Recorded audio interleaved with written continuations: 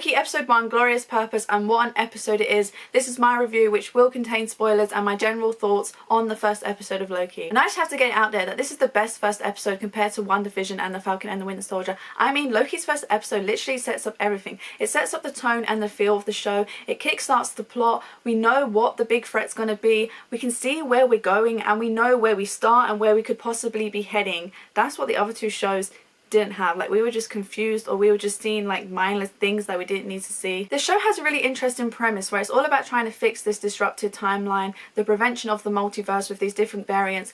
Variants is what they call people out of their timeline. I find the idea of different timelines really interesting, and there's a scene where they explain how these different timelines work, and it kind of reminds me of a scene from The Good Place where Michael tries to describe how time works in the afterlife. How do I explain this concisely? This is Tuesdays. And also July. And sometimes it's never. That's true. Occasionally, that moment on the Bearamy timeline is the time moment when nothing never occurs. So, you get it. This broke me. The dot over the I. That broke me. I'm done. And of course, Tom Hiddleston is great as ever in his role as Loki, and I'm really excited for Owen Wilson playing Agent Mobius. What we saw of him in this episode was actually really good and really interesting, and if they don't have him saying his signature wow, then that's just a missed opportunity. Wow, it looks great. I really like the look of this episode with like the set and art design, and I know in other episodes we probably won't have the same art decor, but I just really liked the feel of this episode. Now I'm going to get into more spoilery things about the episode. I love the beginning of this episode. It picks up straight from Avengers Endgame, where we see Loki steal the Tesseract, and then he tries to get people to kneel before him. And I am burdened with glorious purpose. And then variant chasers show up and they show the manipulation of time, and they take Loki back to the TVA. The TVA stands for Time Variance Authority.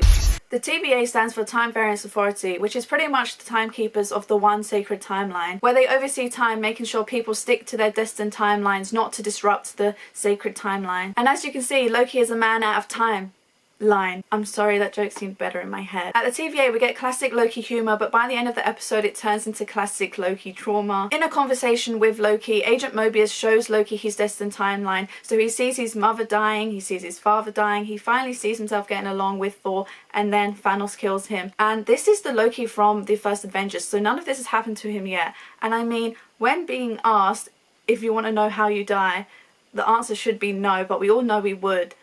And like, you see Loki just being like, oh shit, I don't want this. Why is this my destiny? And it's actually pretty sad because Mobius says something along the lines that Loki's only purpose is to cause pain and suffering so other people like the Avengers can do better. And I mean, that is pretty sad. We find out that Loki doesn't actually like hurting people and killing people, but when you're a person without control and power, to have that is to remove that from other people, and that's why he does elicit fear in people. Loki and Mobius's conversation and the series as a whole raises a lot of philosophical questions.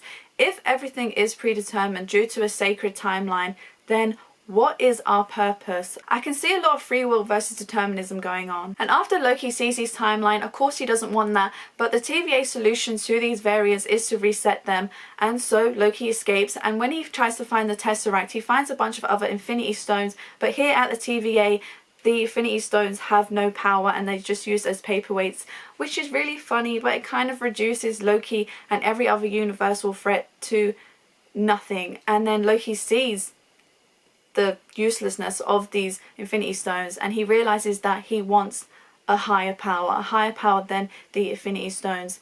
He wants what the TVA has. He wants time. I wish we had more time. Loki wants the power of time. Loki, being the god of mischief, it's a guarantee that he is going to cause some mischief, but he agrees to team up with Mobius anyway to catch one of these variants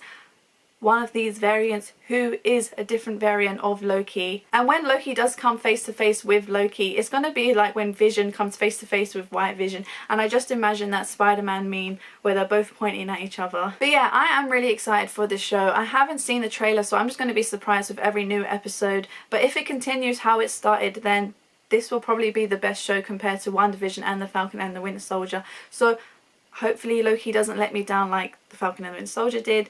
But thanks for watching my video. If you liked it, leave it a like and subscribe for more. Thanks for watching. Bye!